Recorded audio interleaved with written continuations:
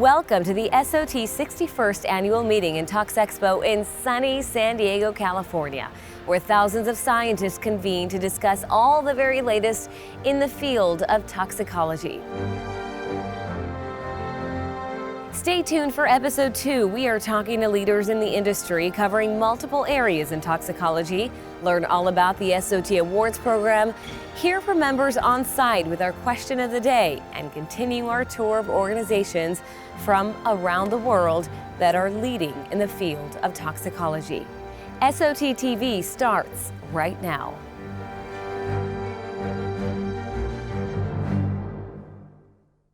Welcome everyone. My name is Lamore Abrams and I'm your host for SOT TV. Let's jump right in and take a closer look at some of our exclusive conversations with experts in the field.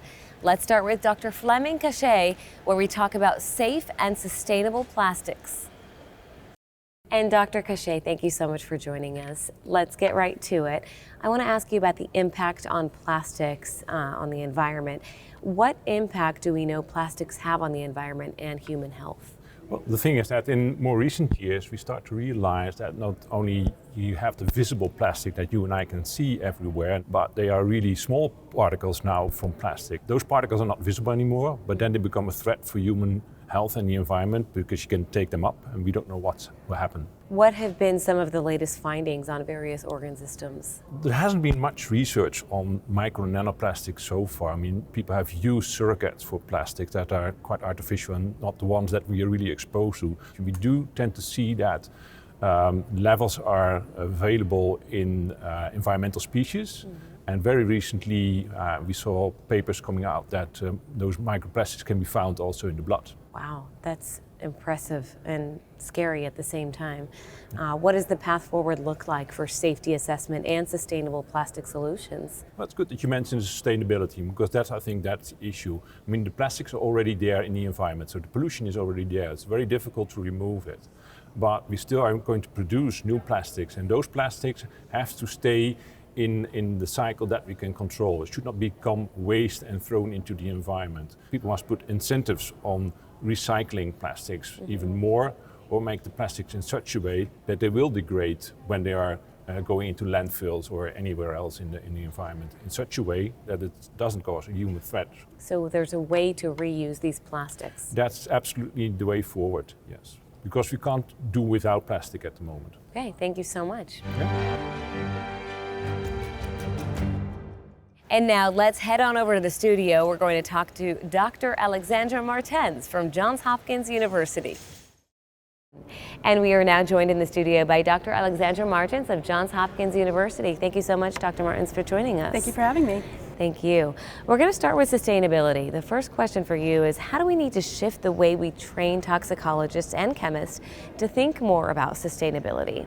I think it's very important that chemists start getting more training in their graduate program about toxicology. A lot of them are trained to make very functional chemicals, but nobody ever told them, oh, by the way, you have to minimize human toxicity while you're at it. So when they go get jobs, working for Dow or DuPont or wherever, they're suddenly introduced to a world where they do have to think about that, but it wasn't really incorporated in their training from the beginning. In the case of toxicologists, I think they need to start thinking beyond, the sort of very narrow ways we've been taught to think about toxicity, and start to think a little bit more about how we can ask, really relevant questions about how toxic chemicals are impacting human health. Right now, most toxicologists are trained on animal models, so they learn to look at, to see if a chemical is going to kill a rat, which is great, but what we care about is it going to cause endocrine disruption if it's in the water supply? If it's used in plastic and it rubs off on the food, is that going to cause a problem? That's a more complicated question, but that's really what we need to get to. Make it more relatable to everyday life. Yeah. Just bring it down to the basics. Why will an interdisciplinary approach help with this shift? So I think a lot of toxicologists don't really think about chemistry in their training. It's really informed in a lot of instances by thinking about the biology of it. But in a lot of cases, or in all cases, fundamentally toxicity is driven by chemistry. And if you understand the chemistry better, you can make better tools to predict toxicity, and that can help guide chemists to designing safer molecules. So there's a lot of ways that we can sort of take toxicology from being a science that worries about chemicals after they're released into the environment, and then that really helps chemists design chemicals from the get-go that are less toxic if we sort of broaden our focus a little bit more and start getting both toxicologists and chemists to think about the other side of the equation, right from the beginning. Thank you. And what kind of impact would all of this ultimately have on products in different populations affected by the environment? So a lot of the mistakes that have been made in terms of releasing toxic products have been because people have not really thought about the broader impacts that a shift could have. So for example, you can replace a chemical that that's going to be a neurotoxin for the workers. They'll replace it with a chemical that's not a neurotoxin, but if it's released into the water, it could be profoundly ecotoxic. So people need to think more broadly about the chemicals, and this avoids a lot of the things that we've seen, which are basically burden shifting. One community, gets rid of a problem, but they're just shifting it onto workers or shifting it onto the general population, or in many instances shifting it to a different country or a disadvantaged community. So thinking about these issues in a broader context can avoid a lot of those problems that we've had in the past. Thank you so much, Dr. Alexandra Martins, for your time. I appreciate it. Thank you. It's been a pleasure. Throughout the SOT annual meeting, the society committees, regional chapters, special interest groups, and specialty sections recognize distinguished toxicologists at every career level through hundreds of awards. We get an inside look at the benefits, the opportunities, and why these awards are important for the field. Let's take a closer look.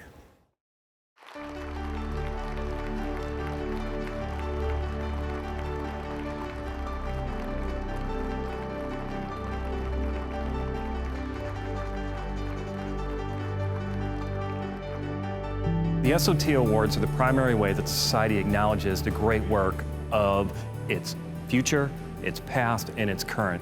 Some of these awards are named after some of the founders of the Society of Toxicology, and they acknowledge people that have contributed greatly or will.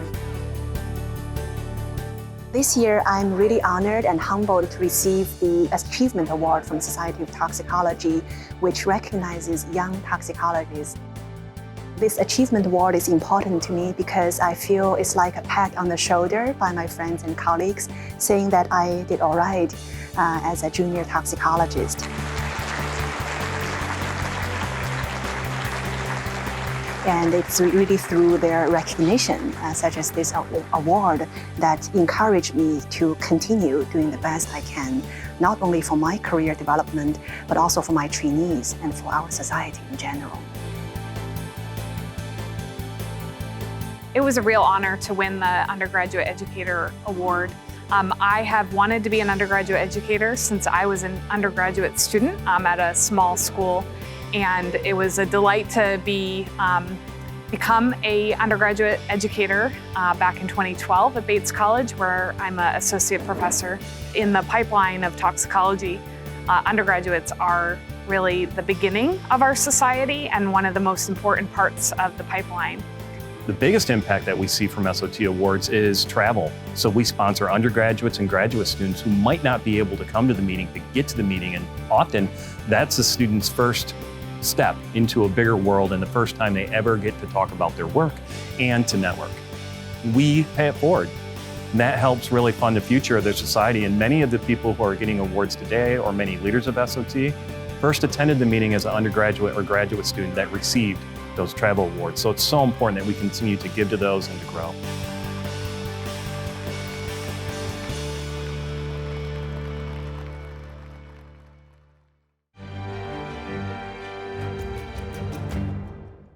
And let's continue our tour of organizations leading in the field of toxicology. Today, we head to the Chemical Insights Research Institute of Underwriters Laboratories. It's a nonprofit organization dedicated to scientific research, publication, education, and communication on environmental exposures resulting from technologies and practices, their impact on human health and processes for reducing risks. Let's take a closer look. As a nonprofit research institute of Underwriters Laboratories, Chemical Insights is on the forefront of researching emerging chemical safety threats facing people today and developing solutions for reducing these risks for the protection of human health. Chemical Insights' core mission is to help protect the health of people and the planet. Over 7 million people die annually from toxic indoor and outdoor air pollution, and more than 90% of our children are exposed to daily levels of air pollution exceeding recommended levels. At Chemical Insights, we are working to change that by combining the best minds with rigorous research to understand sources of pollution and how to reduce human exposure. This will allow us to take a leadership role in improving the air we breathe, extending lives, and helping consumers make better decisions for healthy living.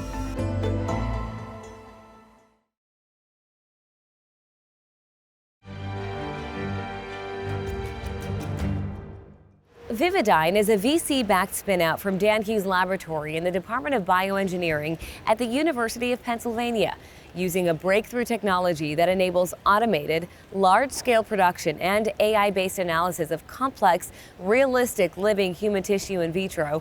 Vivodyne is pioneering a new paradigm for preclinical investigation of human development, health, and disease for biopharmaceutical and environmental applications. Let's take a closer look. Organs on a chip are basically microfabricated devices that make it possible to grow human cells in physiological conditions and environment to mimic the essential elements of human tissues and organs.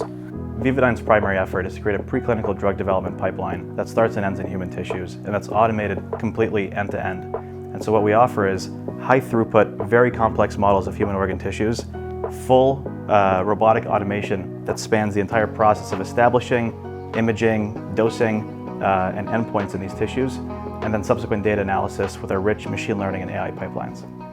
The vision of Vivodyne is to enable pharmaceutical companies to move their drug discovery and drug development processes from the 20th century to the 21st century.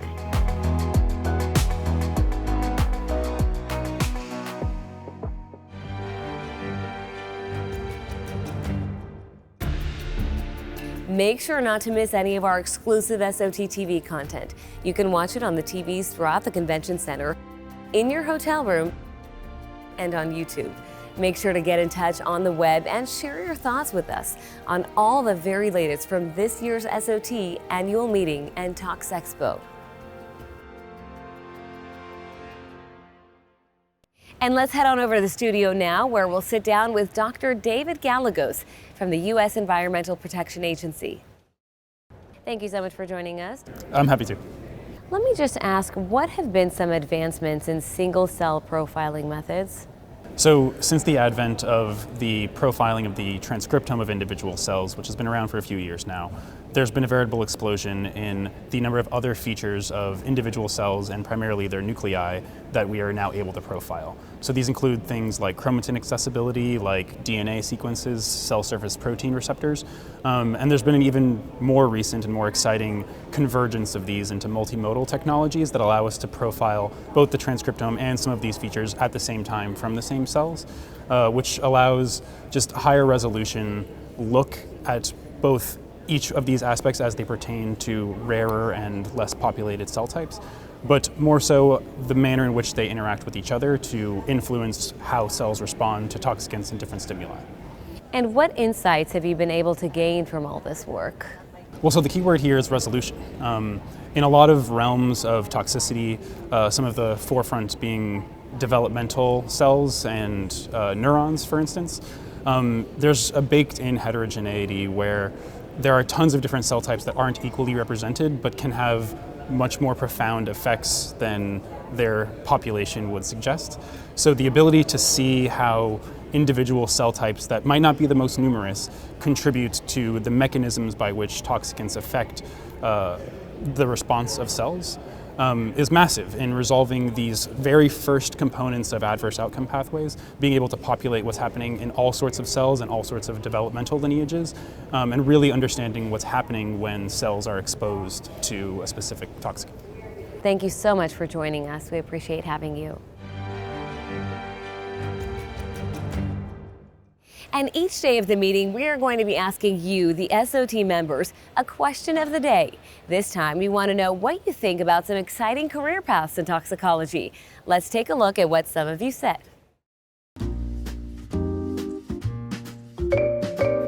Some exciting career paths in toxicology is risk assessment and regulatory toxicology. I'm going into PhD programs in toxicology, so just look to keep doing research and become a professor and lead a lab. I recently had an experience working at a consulting company over the summer, and that was really exciting for me, seeing how different consumer products affect a lot of people and being able to look at them. I'm interested in looking at like environmental side of pharmaceutical compounds, you know, how they end up in like water systems, or the environmental impact of pharmaceuticals is kind of where I would like to go after grad school.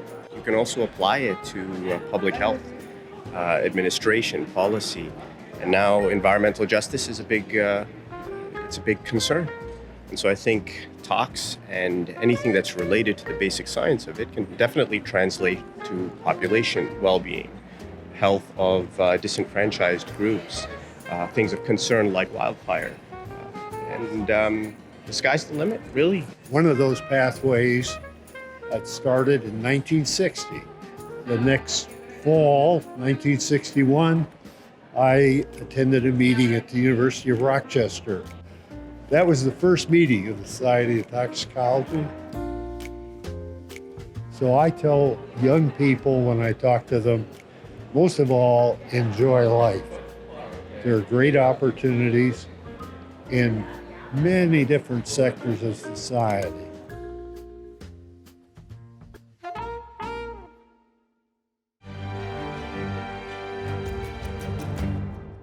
Well, that does it for us today, but we'll be back tomorrow with more exclusive content from the 2022 SOT Annual Meeting and Talks Expo. We hope you enjoyed today's show, and make sure to tune in each day of the meeting for a lot more. We'll see you tomorrow.